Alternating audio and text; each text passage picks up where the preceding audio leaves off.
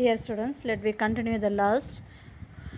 Green fluorescent, next வந்து green fluorescent protein. Green fluorescent protein அப்படின்றது என்னென்னா, it is a protein, it's a type of protein. அதில் என்ன இருக்கும் அப்படின்னா, it containing 238 amino acids. 238 amino acid இருக்கக்கூடிய ஒரு வகையான ப்ரோட்டீன் தான் green fluorescent protein. இது வந்து என்ன ஆகும் அப்படின்னா, when it will be exhibits the bright green fluorescence, it exposed, அதாவது ப்ளூ கலர்லேருந்து அல்ட்ராவயலட் ப்ளூ கலர் ரேஞ்சு வரைக்கும் லைட்டில் வந்து ஒளியில் அதை எக்ஸ்போஸ் பண்ணும்பொழுது it will be exhibit the bright green fluorescent color. Okay, so அந்த அமினோ ஆசிட்ஸ் வந்து இட் இஸ் 395 நானோமீட்டரில் இருக்கக்கூடிய ப்ளூ டு அல்ட்ராவயலட் ரேஞ்சில் வந்து லைட்டில் எக்ஸ்போஸ் பண்ணும் பொழுது it will be exhibiting its bright green fluorescent color. It is nothing but it is a protein which contain 238 amino acids. ஓகேவா, most probably இது எங்கே இருக்கும் அப்படின்னா, இதை எந்த இடத்துல இருந்து பிரித்து எடுக்கிறாங்க அப்படின்னா, green fluorescent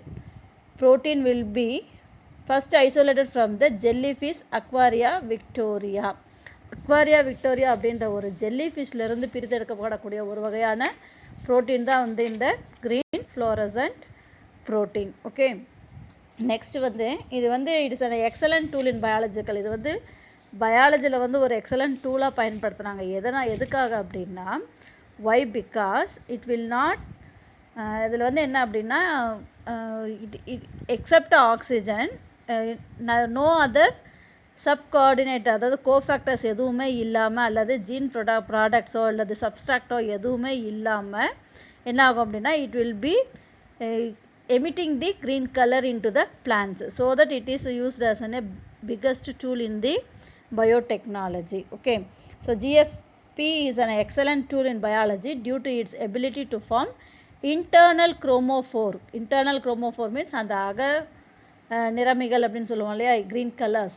So without requiring any accessory cofactors. Any accessory cofactors, it may be a gene product or enzymes or substrate other than molecular oxygen. Molecular oxygen இருந்தால் மட்டும் போதும், it will be exhibit the green color. So in cell and molecular biology, the GFP gene is frequently used as a reporter of expression. It has been used as a modified forms to make biosensor. So இது வந்து என்ன அப்படின்னா, biosensor அப்படின்றது வந்து உயிரி உணர்விகளாக உருவாக்க, அதாவது மாற்றுருவம் செய்கிறது, அதாவது இந்த செல் மாலிகுலர் பயாலஜியில் ஃப்ரீக்வெண்ட்டாக யூஸ் ஆகக்கூடிய ரிப்போர்ட்டர் ஆஃப் எக்ஸ்ப்ரெஷன் பண்ணுறதுக்கு, அதை கலரை எக்ஸ்ப்ரெஷன் பண்ணுறதுக்கும் பயோ சென்சாராகவும் அந்த உணர்வுகளை வெளிப்படுத்தக்கூடிய அந்த நிறமிகளாகவும் பயன்படக்கூடியது. ஓகேவா, so that is called green fluorescent protein. உங்களுக்கு அதை வந்து அந்த ப்ரோட்டோக்கால்னு கொடுத்துருக்காங்க பாருங்கள். வேர் the protein will be found in the isolated from the Aquaria victoria, ஜெல்லிஃபிஷ்லேருந்து பிரித்தெடுக்கப்படக்கூடிய ஒரு வகையான ப்ரோட்டீன் தான் வந்து என்னது, green fluorescent protein. So it will be isolated from the Aquaria victoria. Then gene splicing technique. Splicing அப்படின்னா இங்கே என்ன சொல்லியிருக்கிறோம், அதாவது RDNA உருவாகுது இல்லையா, ஸ்ப்ளைசிங் அப்படின்றது மூலக்கூறு ஒட்டுதல் அப்படின்னு பேர். அதாவது டோனார் டிஎன்ஏ ஃப்ராக்மெண்ட்ஸையும் ரெசிபியன்ட் டிஎன்ஏ ஃப்ராக்மெண்ட்ஸையும் with the help of DNA ligase will be pasting molecule இருக்குல்லையா, டிஎன்ஏ லைகேஸ் அப்படின்ற பேஸ்ட் மாலிக்யூலை யூஸ் பண்ணி ஒட்டுறதுக்கு பேர் தான் வந்து ஸ்ப்ளைசிங். ஓகேவா, the adding of donor fragments DNA fragments and the recipient DNA fragments with the help of DNA ligase. அங்கே ரெசிபியன்ட் டிஎன்ஏ மாலிக்யூல் அப்படின்றது பிளாஸ்மிட் இல்லையா, அதில் வந்து பிளாஸ்மிட் தான் வந்து ரிசெப்ட் பண்ணும், அதாவது ஃபஸ்ட்டு ஃபாரின் டிஎன்ஏவை ரிசீவ் பண்ணக்கூடியது பிளாஸ்மிட், பாக்டீரியாவில் இருக்கக்கூடிய பிளாஸ்மிட். ஸோ அந்த நிகழ்ச்சிக்கு பேர் தான் வந்து என்னது, ஸ்ப்ளைசிங். ஸோ இது வந்து என்ன ஆகும், ஃபஸ்ட்டு ஐசோலேட் பண்ணிடுவாங்க, தென் ஜீன் ஸ்ப்ளைசிங் டெக்னிக்கை யூஸ் பண்ணி ஆல்டரிங் தி கோடான். ஆல்டரிங் தி கோடான் அப்படின்னாக்குள்ள என்ன ஆகும், ஃபாரின் டிஎன்ஏ வந்து ஹோஸ்ட் பிளான்ட்டில் இன்சர்ட் பண்ண உடனே அது வந்து என்னாகும், ஆர்டிஎன்ஏ ஃபார்ம் ஆகும். அந்த ஆர்டிஎன்ஏ தான் வந்து recombinant DNA or altering the codon. Then that will be introduced into the Arabidopsis thaliana plant. Arabidopsis thaliana அப்படின்றது என்ன சொல்லியிருக்கோம், it is a cruciferae ஃபேமிலியை சேர்ந்த ஒரு வீட் பிளான்ட். Arabidopsis thaliana அப்படின்னு அந்த பிளான்ட்டை வந்து இன்ட்ரடியூஸ் பண்ணும் பொழுது அந்த இடத்துல இது என்ன ஆகும் அப்படின்னா, green fluorescent protein will be expressed in Arabidopsis thaliana plant. Okay, have you understood? First Aequorea விக்டோரியாவிலேருந்து என்ன பண்ணுறாங்க, அந்த ஜிஎஃப்பி ப்ரோட்டீனை வந்து ஐசோலேட் பண்ணுறாங்க. then that will be inserted into the Arabidopsis thaliana. Then the fluorescent green will be exposed in the Arabidopsis thaliana plant. So இது வந்து ஒரு வகையான modification in the biotechnology. Next வந்து biofarming அப்படின்றது it is also called molecular farming அப்படின்வாங்க. அதாவது it is the production and use of transgenic plants genetically engineered to produce pharmaceutical substances. Pharmaceutical substances அப்படின்னாக்கல என்னது, நம்ம medicinal valuable plants எல்லாம் use பண்ணுறோம். அதே மாதிரி medicinal valuable substance இருக்கு இல்லையா, அதை ப்ரொடியூஸ் பண்ணுறதுக்கு யூஸ் பண்ணுறதா வந்து பயோஃபார்மிங் R molecular farming. It is also called molecular farming or farming. These plants are different from medicinal plants which are naturally available. The use of அதாவது மெடிசினல் பிளான்ஸ் அப்படின்றது வந்து என்னது, அதோட ஜீனோமில் அந்த plant it self it has an medicinal valuable product, ஒரு அல்கலாய்டோ அல்லது டேனினோ அல்லது secondary metabolic product வந்து மெடிசினல் பிளான்ஸில் இருக்கும். அது வந்து சம் டிசீஸை க்யூர் பண்ணும். இந்த பயோ ஃபார்மிங் அப்படின்றது என்னென்னா, நாம் விரும்பிய தாவரங்களில் மெடிசினல் வேல்யூபிள் ஜீன்ஸை வந்து இன்சர்ட் பண்ணி உருவாக்கக்கூடியது, அதாவது மாடிஃபைடு பிளான்ட்டு தான் வந்து பயோ ஃபார்மிங்கில் உருவாக்குறோம். ஓகேவா? இப்போ நம்மளே அந்த கோல்டன் ரைஸ் ஃபார்ம் பண்ணோம் இல்லையா, அந்த கோல்டன் ரைஸில் வந்து பீட்டா கரோட்டின் அப்படின்ற ஒரு ஜீனை வந்து இன்சர்ட் பண்ணியிருக்கோம். அந்த பீட்டா கரோட்டினுக்கு என்ன கெப்பாசிட்டி இருக்குதுன்னு சொன்னோம், பிளைண்ட்னஸ், அதாவது அந்த சில்ட்ரனில் குழந்தைகளில் இருக்கக்கூடிய அந்த குருட்டுத்தன்மையை நீக்கக்கூடியதாக இருக்கும். அதே மாதிரி ஜீரோப்தால்மியா அப்படின்னா என்ன, சின்ன வயசுலலாம் பார்த்திங்கன்னா சிலருக்கு வந்து அந்த அது ஒயிட் கலரில் அந்த கருவிழி இல்லாமல் அந்த வெண்படலம் இருக்குது இல்லையா, அது வந்து உலர்ந்து போயிடும். ஒரு சிலர்லாம் பார்த்திங்கன்னா கையில் ட்ராப்ஸ் வச்சு அப்பப்போ அந்த ட்ராப்ஸை விட்டுக்கிட்டே இருப்பாங்க, ஏன்னா அந்த ஈரப்பசை இருக்கிறதுக்காக.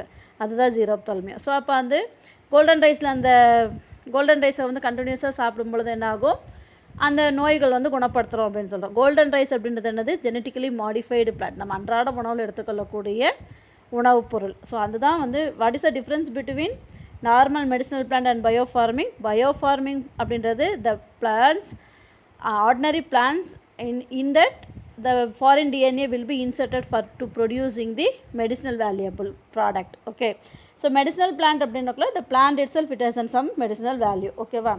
The use of plant system as bioreactors is gaining more significance in modern biotechnology. Many pharmaceutical substances can be produced using transgenic plant. நிறைய pharmaceutical plants வந்து என்ன பண்ணுறாங்க, transgenic plants மெத்தடில், அதாவது பயோடெக்னாலஜி யூஸ் பண்ணி டிரான்ஜெனிக் பிளான்ஸாக உருவாக்குறாங்க. நம்மளுக்கு எக்ஸாம்பிள் வந்து கோல்டன் ரைஸ் கொடுத்துருக்காங்க. அதே மாதிரி இந்த பிடி பிரிஞ்சாலெல்லாம் படித்தோம் இல்லையா, அதெல்லாமும் டிரான்ஜெனிக் பிளான்ஸ் தான். ஓகேவா? நெக்ஸ்ட் வந்து பயோரெமிடியேஷன் அப்படின்றது என்ன, மைக்ரோ ஆர்கானிசம்ஸை யூஸ் பண்ணி, மைக்ரோ ஆர்கானிசம் இல்லது பிளான்ஸை யூஸ் பண்ணி to clean up the environmental pollution. நம்ம ஏற்கனவே வந்து அந்த சூப்பர் பக் அப்படின்லாம் படிச்சிருக்கோம் இல்லையா, ஆயில் ஸ்பில் படித்தோம் இல்லையா, 10th வந்து ஆயில் ஸ்பில்னு ஒன்று படிச்சிங்க இல்லையா. அந்த ஆயில் ஸ்பில் வந்து என்ன பண்ணுவாங்க, சூப்பர் பக் அப்படின்ற ஒரு பாக்டீரியம், அந்த பாக்டீரியத்தை ஆனந்த் மோகன் சக்கரவர்த்தி அப்படின்றவர் முதல்ல அந்த சூப்பர் பக் அப்படின்ற அந்த பாக்டீரியத்தை வந்து உண்டு பண்ணுறாரு. அந்த பாக்டீரியத்துக்கு என்ன கெப்பாசிட்டி இருக்கும், it can digest the crude oil, it can consume the crude oil and it will be grow in to the surface of the water. So அந்த வாட்டருக்கு மேலே இருக்கக்கூடிய ஆயில் ஸ்பில்லை வந்து க்ளீன் பண்ணுறதுக்கு மைக்ரோ ஆர்கானிசம் யூஸ் பண்ணாங்க. அந்த மாதிரி use of microorganism or plants to clean up environmental pollution is called bioremediation. இது வந்து ரிப்பீட்டட் இம்பார்ட்டன்ட் கொஸ்டின். ஸோ இந்த பயோரெமிடியேஷனில் வந்து என்னென்ன யூஸ் பண்ணலாம் அப்படின்னா, it may B approach used to treat waste including wastewater, then industrial waste and solid waste. Bioremediation process is applied to the removal of oil. Most probably இந்த oil கண்டென்ட்டை remove பண்ண use பண்ணுவாங்க. இப்போ suppose 2 tanker ஷிப்போ இல்லை tanker கண்டெய்னரோ வந்து ஓஷனில் வந்து accident ஆகி oil spill ஆச்சு அப்படின்னா, ஆயில் ஸ்பில் அப்படின்றது என்ன, ஒரு கிளாஸ் ஆஃப் வாட்டரில் ஒரு ட்ராப் ஆயில் விட்டோம்னாவே என்ன ஆகும், it will be cover the surface of the water. So அப்போ ஆயில் ஸ்பில் அப்படி ஆச்சு ஓஷனில் அப்படின்னக்குள்ளார the under sea organism, it may be a plant or it may be a microorganism or macroorganism of animals, எதுவுமே வந்து என்ன பண்ணாது, it will not get oxygen and it leads to die. So அப்போ we have to clear the oil spills. நம்ம தமிழ்நாட்டில் ஒரு தடவை oil spill ஆகி வாளியில் எடுத்து ஊற்றுனாங்க, ஞாபகம் இருக்கா? அந்த மாதிரி வாளியில் எடுத்து ஊற்றாமல், பக்கெட்டில் எடுத்து ஊற்றாமல் என்ன பண்ணுவாங்க, they may be producing some microorganisms. Some bacteria produce பண்ணுவாங்க. சூப்பர் பக் அப்படின்றது it's a type of bacteria. அது வந்து என்ன பண்ணும், அந்த க்ரூட் ஆயிலை வந்து டைஜஸ்ட் பண்ணக்கூடிய கெப்பாசிட்டி இருக்கும். அதுக்கு அந்த டைஜஸ்ட் பண்ணும் பொழுது அந்த பாக்டீரியா க்ரோ ஆக அந்த ஆயிலை வந்து கன்சியூம் பண்ணும் பொழுது that will B clean up the environment. Okay, then bioremediation process is a cheaper and eco-friendly approach and can deal with the lower concentrations of contaminant more effectively. இது வந்து ரொம்ப சீப்பாகவும் இருக்கும் அண்ட் eco-friendlyயாகவும் இருக்கக்கூடியது. The strategies for bioremediation in soil and water, அதுக்கு சில strategies வச்சுருக்காங்க. அதாவது strategies அப்படின்னா என்ன, ஒரு சில வரைமுறைகள் இருக்கும் இல்லையா. ஸோ அதுதான் வந்து ஸ்ட்ராட்டஜிஸ் அப்படின்றது. Use of indigenous microbial population as indicator species for bioremediation process. Indigenous microbial population அப்படின்னக்குள்ளார உள்நாட்டு சிற்றினங்கள் இருக்கு இல்லையா, உள்நாட்டு நுண்ணுயிர் மைக்ரோபியல் அப்படின்னக்குள்ள என்னது தட்டு யூனிசெல்லுலார் ஆர்கானிசம்ஸ், அதை யூஸ் பண்ணி என்ன பண்ணுவாங்க, அந்த பயோரெமிடியேஷன் ப்ராசஸை செய்வாங்க. தென் bioremediation with the addition of adapted or designed microbial inoculants. So addition of adapted or designed. Sometimes இப்போ அந்த ஆயில் ஸ்பில்லை இது பண்ணுறதுக்காக சூப்பர் பக் அப்படின்றத ஆனந்த் மோகன் சக்கரவர்த்தி அப்படின்றவர் வந்து உருவாக்கினார் அந்த பாக்டீரியாவை. அந்த மாதிரி ஒரு சில microorganisms will be designed to clean up the environmental.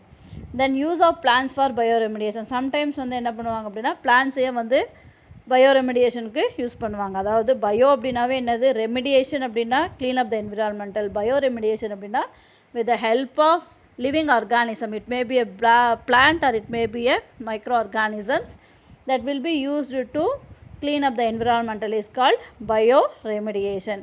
உங்களுக்கு வந்து some examples of bioremediation technology கொடுத்துருக்காங்க பாரு. Phytoremediation. பைட்டோ அப்படின்னாவே என்னது, பிளான்ட் தான் பைட்டோ. ஸோ அப்போ use of plants to bring about remediation of environmental pollution. Then myco remediation அப்படின்னா மைக்கோ அப்படின்னாவே ஃபங்கஸ்னு அர்த்தம். Use of fungus to bring about the remediation of environmental. Bioventing அப்படின்றது என்னென்னா the process that increases the oxygen or air flow to accelerate the degradation of environmental pollutions. அதாவது oxygen அல்லது காற்றோட்டத்தை, அது ஒரு இன்க்ரீஸிங் தி ஆக்சிஜன் லெவல் இல்லை அப்படின்னா அந்த இடத்துல இருக்கக்கூடிய ஏர் ஃப்ளோ லெவலை இன்க்ரீஸ் பண்ணுறதன் மூலமாக என்ன ஆகும், என்விரான்மெண்டல் பொல்யூஷனை டீக்ரேட் பண்ணுறது. தென் பயோ லீச்சிங் அப்படின்றது use of microorganism in solution. Microorganism வந்து சொல்யூஷன் அப்படின்னா நுண்ணுயிர்கள் கலந்த நீரின் மூலமாக என்ன பண்ணுவாங்க, மெட்டல் பொல்யூஷன்ஸ், கண்டாமினேட்டட் சைட்ஸ்லேருந்து மெட்டல் பொல்யூஷனை ரிமூவ் பண்ணுவாங்க. 10th நம்ம படித்தோம் இல்லையா, primary treatment, secondary treatment and tertiary treatment அப்படின்னு வாட்டர் ட்ரீட்மெண்ட்டில், வேஸ்ட் வாட்டர் ட்ரீட்மெண்ட்டில் அதிலலாம் வந்து என்ன பண்ணாங்க, அந்த மைக்ரோ ஆர்கானிசம் யூஸ் பண்ணி அந்த மெட்டலெல்லாம் ரிமூவ் பண்ணாங்களே, அந்த மாதிரி செய்கிறது தான் வந்து bio leaching. Then bio augmentation அப்படின்றது addition of selected microbes to speed up degradation process. ஏற்கனவே இருக்கக்கூடிய மைக்ரோ ஆர்கானிசம் கூட ஒரு சில செலக்டட் மைக்ரோ ஆர்கானிசமை இன்ட்ரடியூஸ் பண்ணும்பொழுது என்னாகும், அது டீக்ரேடேஷன் ப்ராசஸ், அதாவது அந்த டீக்ரேடேஷன் அப்படின்னா அழிக்கக்கூடிய ப்ராசஸை வந்து அதிக அளவு செய்யும். தென் கம்போஸ்டிங். கம்போஸ்டிங் அப்படின்றது என்னது, சாலிட் வேஸ்ட், உரம் இல்லையா. கம்போஸ்டிங் அப்படின்றது is the process by which the solid waste is compost by the use of microbes into manure.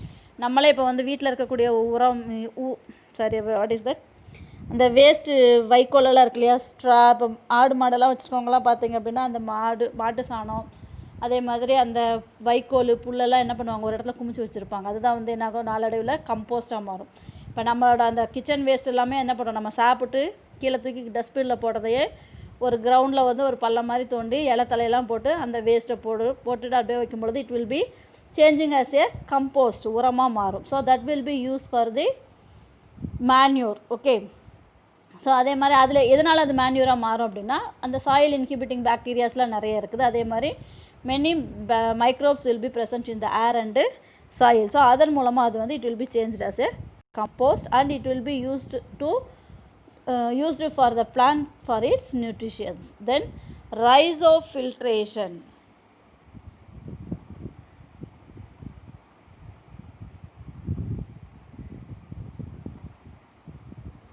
rhizofiltration அப்படின்றது என்னென்னா, Rhizofiltration is uptake of metals of degradation of organic compounds by rhizosphere microorganisms. So rhizosphere microorganism அப்படின்றது நுண்ணீர்களை வந்து அந்த ரைசோபியர் rhizo அப்படின்னாவே என்னது ரூட்டுன்னு அர்த்தம் இல்லையா.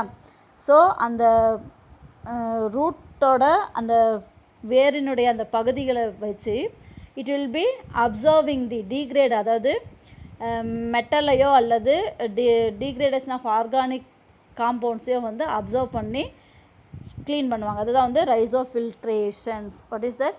நுண்ணீர்களை கொண்டு என்ன பண்ணுவாங்க, உலோகங்களை வந்து உள்ளெடுக்கிறது அல்லது கரிம சேர்மங்களை வந்து சிதைக்கக்கூடியது. தென் ரைசோ ஸ்டிமுலேஷன் அப்படின்றது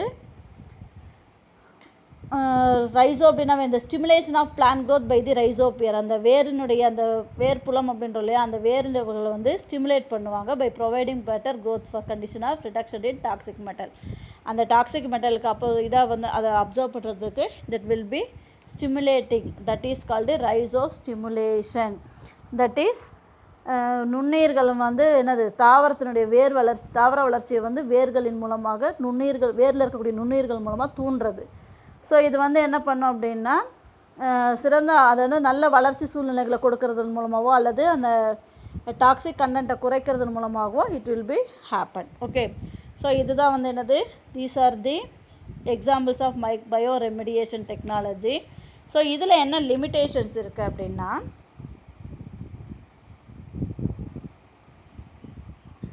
ஸோ இதில் வந்து only biodegradable contaminants can be transformed using bioremediation process.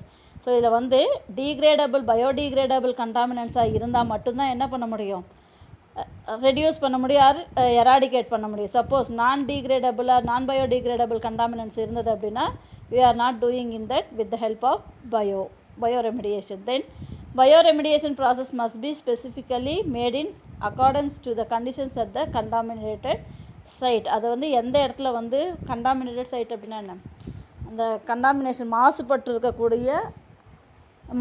இருக்கக்கூடிய அந்த பகுதியினுடைய அளவை பொறுத்து தான் இந்த bioremediation process முடியும். ஓகேவா? தென் small scale test on a pilot scale must be performed before carrying out the procedure at the contaminated site.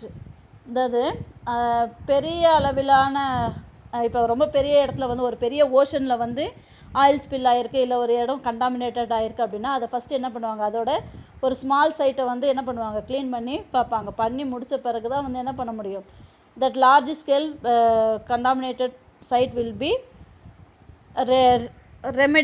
doing the remediations with the help of bioremediations. Okay, so அதுக்கு வந்து என்னாகும், முதல்ல வந்து அதை கொஞ்சமாக செஞ்சு பார்க்கணும், அது சக்ஸஸ்ஃபுல் ஆச்சுன்னா தான் அதை செய்ய முடியும். So these are the limitation. Then the use of genetic engineering technology to create genetically modified microorganism or a consortium of microbes for bioremediation process has great potential. So இது வந்து என்ன பண்ணுவாங்க அப்படின்னா, most probably genetically modified micro organism வந்து பயோரெமிடியேஷனுக்கு use பண்ணுவாங்க. அந்த மாதிரி use பண்ணும் பொழுது நம்ம வந்து என்ன, அந்த பர்டிகுலர் சுச்சுவேஷன்லேயோ இல்லை பர்டிகுலர் பிளேஸ்லேயோ என்ன ஆர்கானிசம்ஸ் இருக்கோ அதில் வந்து அதோட ஜீனோம் ஆல்டர்டு பண்ணி அதை வந்து ஜெனட்டிக்கலி மாடிஃபைடு ஆர்கானிசமாக மாற்றி பயோரெமிடியேஷன் செய்யும் பொழுது நம்மளுக்கு நிறைய ஸ்கில் தேவைப்படும். பட் இட் வில் பி அதுக்கு வந்து என்னது, it needs some great potential as well as it needs some valuable product also. So இதெல்லாம் லிமிட்டேஷன்ஸ் இருக்குது. So it is not easy to do the bioremediations. Okay, so next வந்து biofuel இன்னும் ஒரு page இருக்குது. Will see the next class.